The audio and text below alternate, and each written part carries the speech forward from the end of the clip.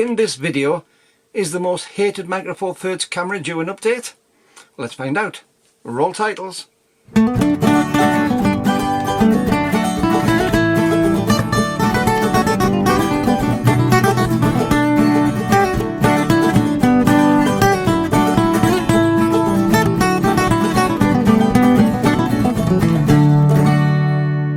Well, hi YouTube, Brian James at Micro Four Thirds Guy with you once again. And yes, it does seem that there's movement at the moment on Lumix cameras, and it looks like the most universally hated of the Lumix cameras, the Lumix G100, is maybe up for an update. Now I know that it's probably just annoyed a lot of you because you do, like me, you like the G100 a lot. In fact, I use it. It gets used on almost every video. The only reason I'm not using it on this video is because I've got it in my hand. I'm doing this on the GX8, but this is a camera which does almost all of my videos. I find it so useful. There are some major drawbacks to it, which we'll cover in a moment. I'm not totally sure if they're going to be covered in an update. Anyway, let's go on with it. First update of the night, the Lumix the Lumix G100 Mark II. Now this has come up as a wild rumour, and I think it is a fairly wild rumour. There's very, very little behind it. But it would be quite sensible in these days of vlogging and the sort of small scale video use. That's really coming to the fore a lot, and I think that Lumix shot themselves in the foot a little bit by some of the omissions on this, and I think it's probably a good time to put them right. So it's a good release to do, but it is a wild rumour. Came off one of the Oriental websites, and as I say, I got this from 43rumours.com, so credit to them for this. But it did get me thinking. I'm going to have a little look at the spec. There's so little been released on it as yet. But I think it's really rather interesting. So let's look at what they reckon is the specs. Well, it looks as if it's getting the G9 sensor in the same way as this is basically the same sensor as in the G9. But it looks like it's getting the G9 Mark II sensor in at the 25.2 megapixel live MOS sensor. 779 point phase detect autofocus. Come back to that in a moment.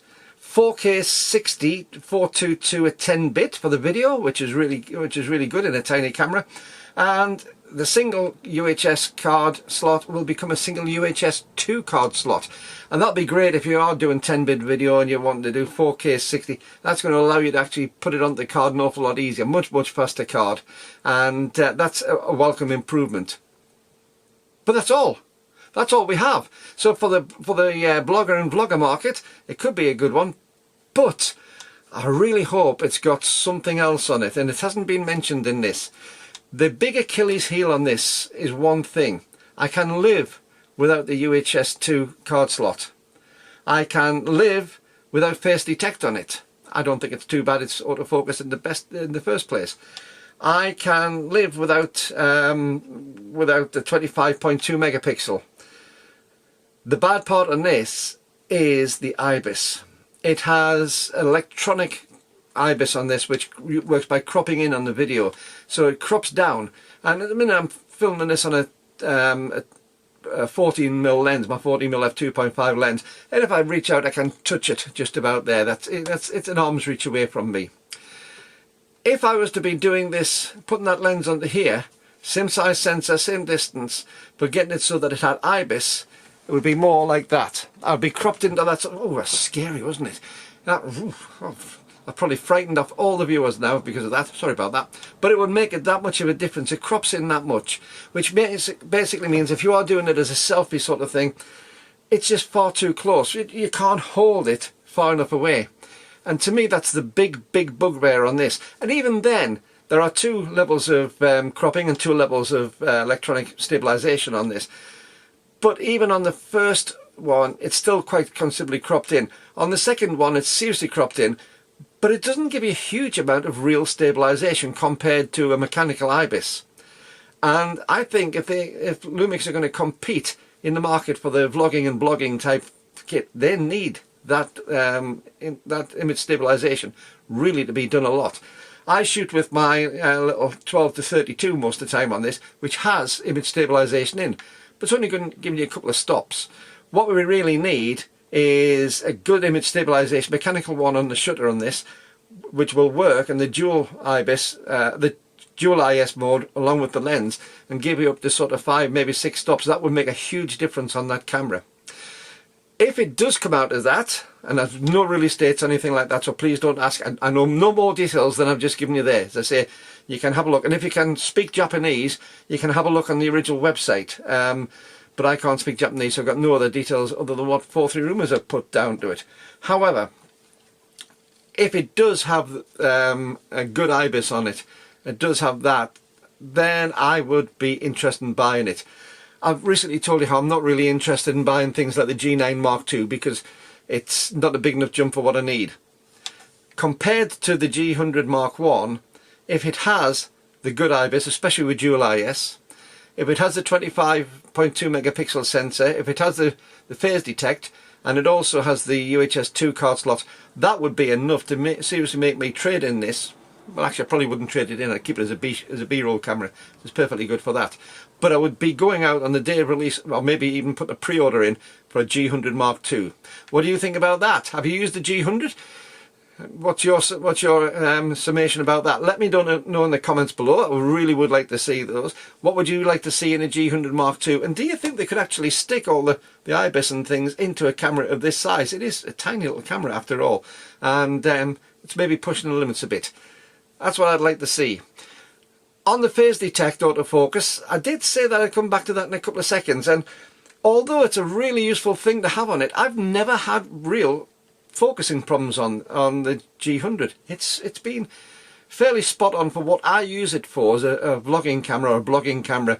It's usually been really good and really spot on the focus.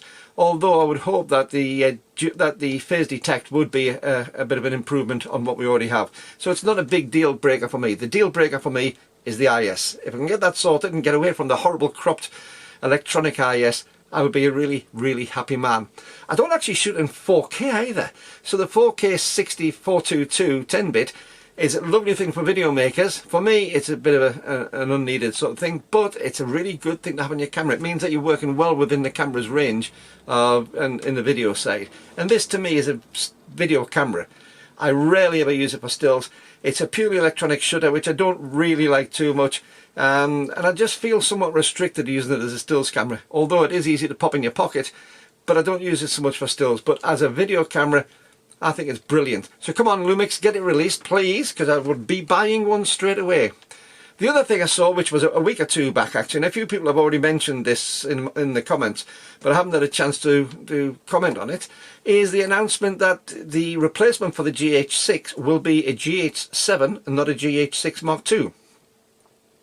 Don't know what the significance of that is, but that's what that's what's being put out in the press, that it will be a GH7 and it will have the 25.2 megapixel sensor with phase detect on there too. So it'll be the similar sort of sensor to what we're expecting in the G100 Mark II if it comes along, but that will come with all the whistles and bells of a fully fledged video camera, which would be really good.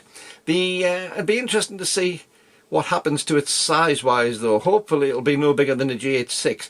GH6 is actually quite a big camera, especially I love the flippy as well as tilt swivel screen. It's a dual screen on the back of the GH6, and I do like that, but it does add considerably to the thickness. And also of course you do have that fan in there, you do have the air cooling for the camera, and that takes up a certain amount of space. So I think it's going to be quite a chunky camera, but let's hope that Lumix manages to keep it within constraints insofar as size. But until the next video, I think that's probably covered just what I need to see. Let me know what you think about the GH6 Mark II, the G100 Mark II. I think it's going to be a bit of a game changer, but they've got to get it right this time, because you didn't last time, did you, Lumix? You let the competition get ahead of you. So until the next time, these wonderful people, keep on mentioning these wonderful people. These are the people who keep the channel going, my Patreon patrons. Lovely to see them on there. If you'd like to be a Patreon patron, then there's a link in the details below. Get on, there's 2 levels, one which basically gets you a mention, and the other one which gets you advanced videos and a few other little bits and pieces and some personal messages every so often. And just go in the details below and you'll be able to log on and see how it works. The other thing as well, if you want to leave me a cup of coffee, or if you like to leave me a super thanks, there's a super thanks button below, and there's also a link to my PayPal in the description. However, till the next time, keep on taking your camera out, keep on having fun with your photography, and keep on enjoying yourself. See you next time. Bye bye.